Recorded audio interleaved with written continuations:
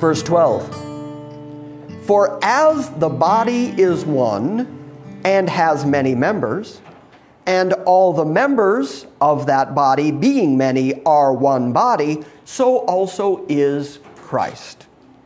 For by one Spirit are we all baptized into one body, whether we be Jews or Gentiles, whether we be bond or free, and we have been all made to drink into that one Spirit. For the body is not one member, but many. So this is the context of the next comments he's going to make. The idea being he's going to compare the body of Christ, the church, to a physical human body.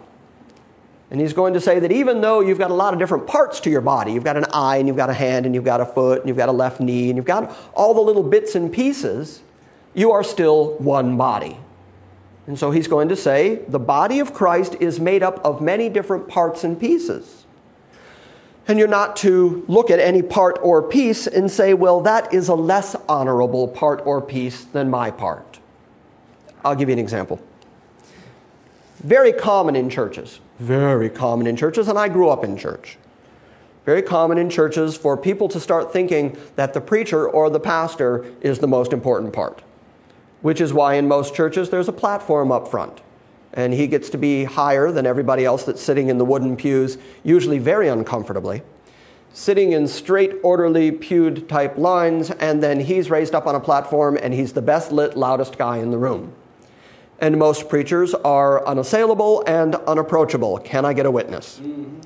I remember the first time I walked up to my Lutheran pastor at Holy Cross Lutheran Church, Livonia, Michigan. I was in high school. And he said something that just seemed so odd in his little 15-minute homiletic sermon. He said something that was so odd that I asked him about it. Little did I know that because he's got a robe on, you're not supposed to ask him stuff. And so I don't even remember what the particular question was. I walked up and said, listen, this morning you said, and that seemed odd to me, I think this, whatever it was. And he became phenomenally huffy about it. And he said, this is the part I never forgot, a sermon is not a legal document. You can't hold me responsible for everything I might say from the pulpit. Yeah. And I thought, really, it's not a legal document. Let's see, we're talking about the ever-living, never-dying souls of men and women.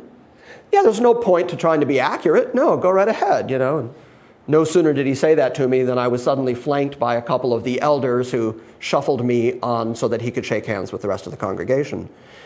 And from that point forward, I started thinking about that. Do preachers have a responsibility to their congregation, or has God given them such high and supreme authority that they ought to be able to say whatever they want to say without ever being questioned?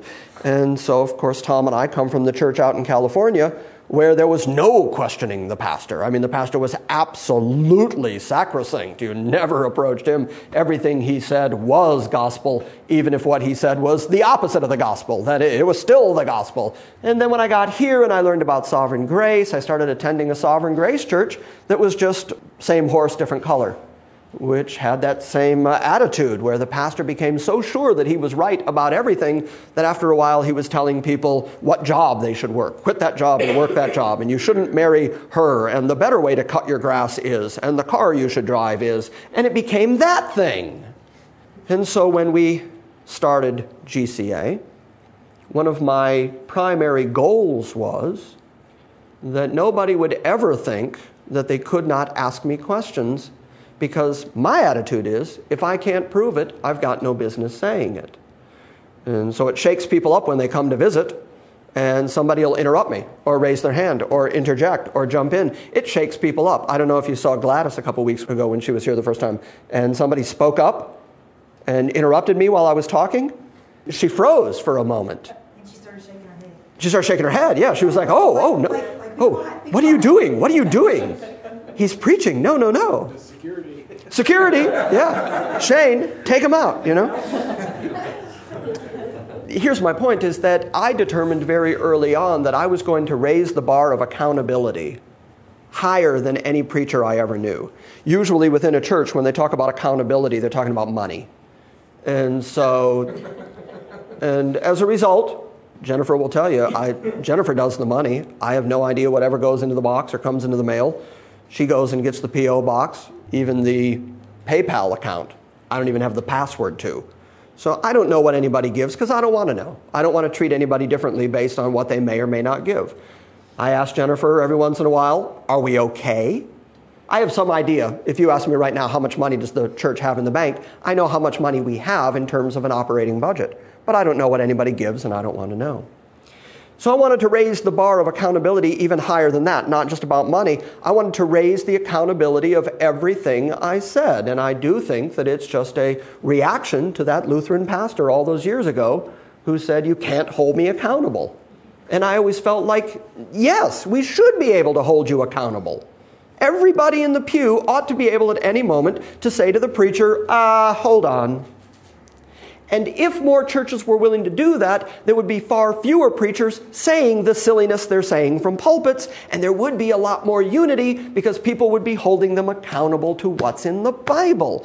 Part of the reason that preachers have gotten away with what they've gotten away with is that there's simply no accountability where the Word is concerned.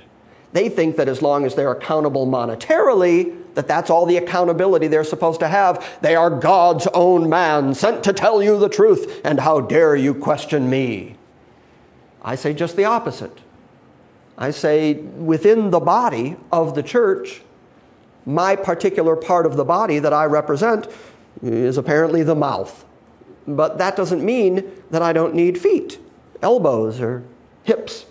I need every part of the body for us to be a whole and full and complete body. And just because God has decided that I would be the one who did the talking and the preaching, that doesn't make me more important than any other part of the body. I've said this over and over again, and I believe it wholeheartedly. I believe it at the cellular level.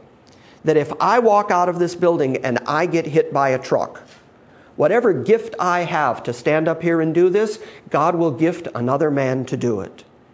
And while I hope you all show up for the funeral and that some of you shed a couple of tears, I am confident that the following Sunday, GCA will continue.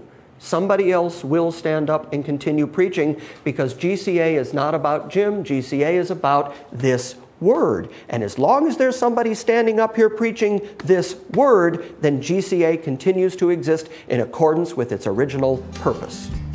Do you get that?